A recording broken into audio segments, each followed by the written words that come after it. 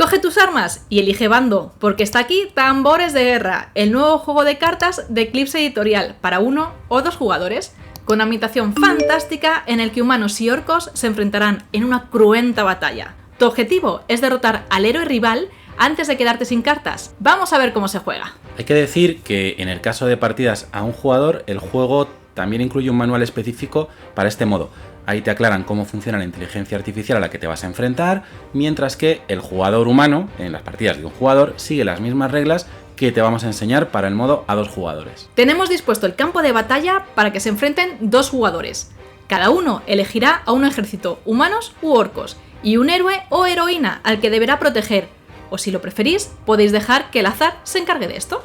Colocamos aquí a nuestro héroe, que es tu pieza más valiosa, porque como te dijimos hace un momento, la forma de ganar es precisamente derrotando al héroe del ejército rival. Los héroes, como jefes que son, no participan en la batalla de forma activa, a no ser que sean atacados directamente, aunque sí disponen de una habilidad que el jugador puede activar en cualquier momento de su turno. A la izquierda del héroe tienes el mazo de cartas retiradas, que pondremos boca abajo y en horizontal para no confundirnos.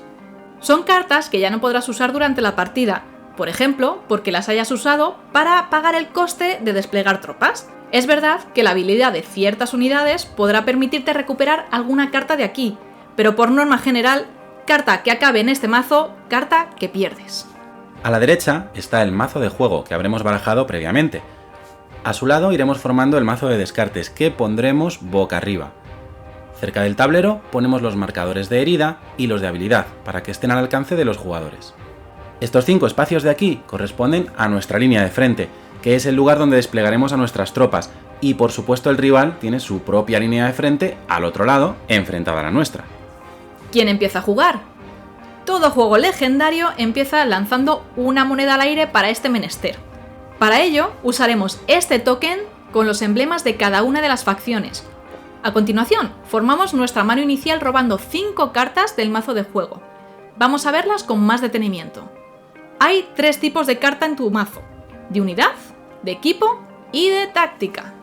Las de unidad pueden ser de infantería, de caballería, de monstruo o máquina de guerra, dependiendo de cuál sea el icono que presentan, y como su propio nombre indica, son las unidades que irás desplegando en el frente para luchar contra las del ejército rival. Las cartas de equipo se distinguen porque tienen el icono de una mochila, y las de táctica tienen esta bandera. Los efectos de las cartas de táctica o de equipo únicamente pueden usarse sobre tu propio ejército, a no ser que el texto indique lo contrario, o sea, que las desplegarás asociándolas a una de las unidades que ya tengas en el frente, porque la idea es que son cartas que actúan reforzando y potenciando a tus unidades. Todas las cartas tienen su nombre, un icono que indica a qué ejército corresponden y un pequeño texto que suele ser la habilidad de la que nos beneficiaremos cuando las juguemos. Tanto las cartas de unidad como las de héroe nos muestran sus valores de defensa, de vida y el tipo de carta. Y además, las cartas de unidad incluyen estas espaditas que determinan el alcance de sus ataques. Todo esto lo vas a entender enseguida, no te preocupes. Además, todas las cartas tienen aquí indicado el coste de despliegue, es decir, el número de cartas que tendrás que pagar para ponerlas en juego. Los héroes pueden ver sus unidades diezmadas incluso antes de empezar la batalla por diversos motivos, como enfermedades, deserciones, etc. Esto nos lo indica este número y tendremos que retirar esa cantidad de cartas de nuestro mazo de juego antes de empezar la partida. Pero no todo es malo. Si hay un icono de ojo, eres tú quien elige qué cartas se retiran. Pero si tienes un trébol, hay que retirarlas al azar. Aunque su habilidad suele ser pasiva, algunos héroes poseen un coste de habilidad para activarla, eso sí, sin coste de acción, y te recuerdo que la habilidad puedes usarla una vez por turno en cualquiera de las fases de tu turno. Y ya que mencionas el turno, vamos con él. Se compone de 3 fases que ambos jugadores terminarán antes de pasar juntos a la siguiente. La partida continúa en turnos sucesivos hasta que uno de los héroes sucumba a sus heridas y por tanto gane su rival, o uno de los jugadores no disponga de cartas para robar y se convierta en perdedor. Vamos a ver detalladamente cada una de las fases. La primera fase del turno es la fase de despliegue. Aquí, empezando por el jugador inicial, que es el que indica la moneda, cada uno despliega una carta en su línea de frente, en la posición que quiera. Esta fase continúa desplegando cartas alternativamente, un jugador y otro, hasta que ambos jugadores hayan terminado de colocar sus cartas y decidan pasar el turno. Si has elegido desplegar cartas de unidad, tienes que fijarte en su coste de despliegue y poner en la pila de cartas retiradas ese número de cartas de tu mano. Lo mismo pasa si la carta que juegas es de táctica o de equipo, con la salvedad de que si en el coste de despliegue aparece una flecha hacia abajo, no se paga de tu mano, sino descartando cartas de la parte superior de tu mazo de juego. Y ya sabes, después las pones en la pila de cartas retiradas. Además, te recuerdo que tanto las cartas de táctica como las de equipo se colocan debajo de la unidad a la que queremos aplicar sus efectos, a no ser que la carta te indique alguna cosa distinta. Algunas cartas tienen el icono de un rayo junto a su coste de despliegue, y esto quiere decir que te costará una carta menos si tu héroe ya tiene alguna herida.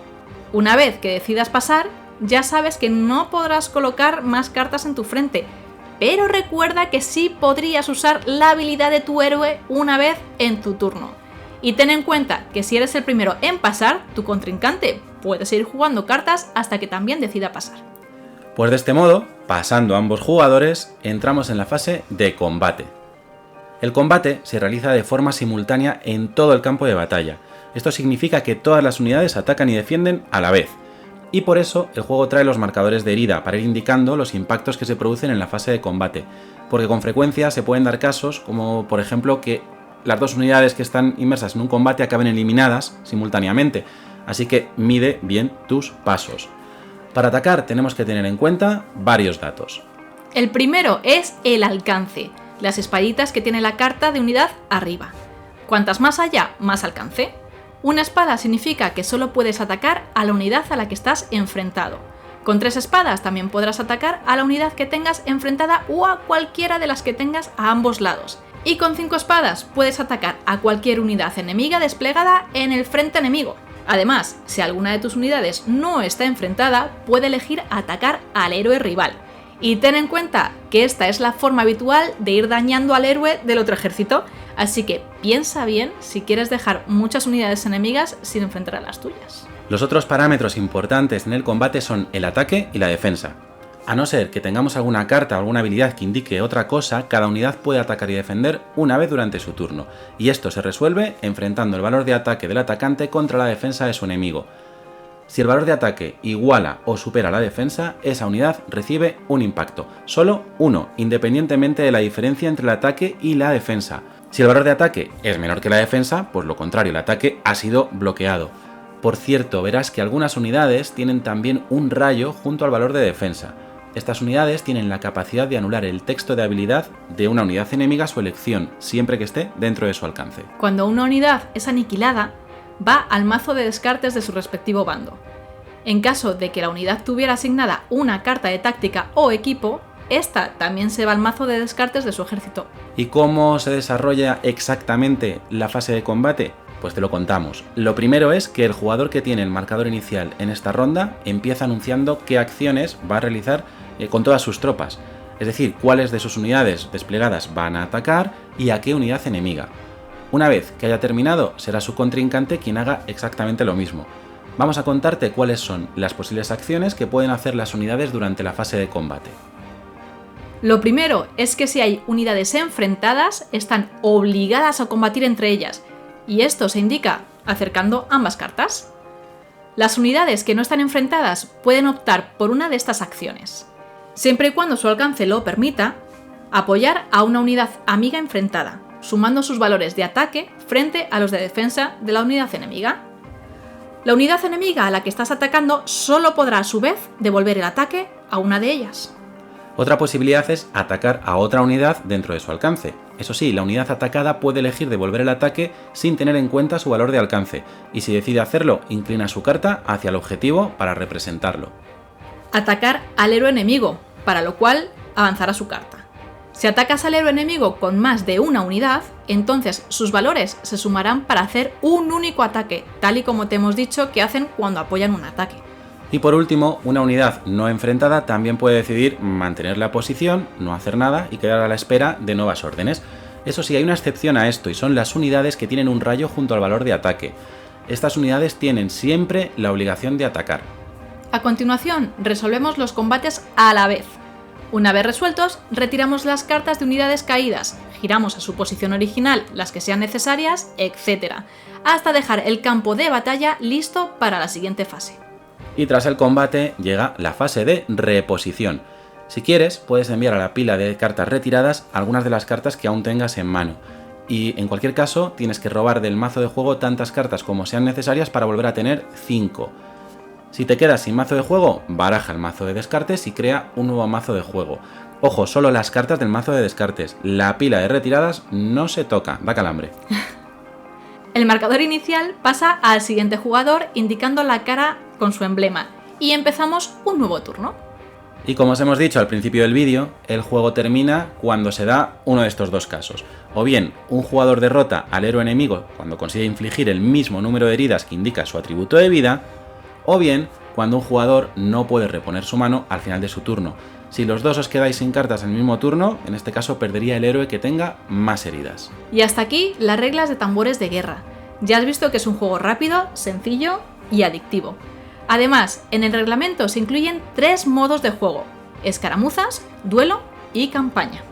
Pues si te ha gustado el vídeo, ya sabes que te animamos a suscribirte al canal para estar al tanto de futuros vídeos que hagamos y además para hacernos un poquito más felices. Nos vemos en el siguiente. ¡Adiós!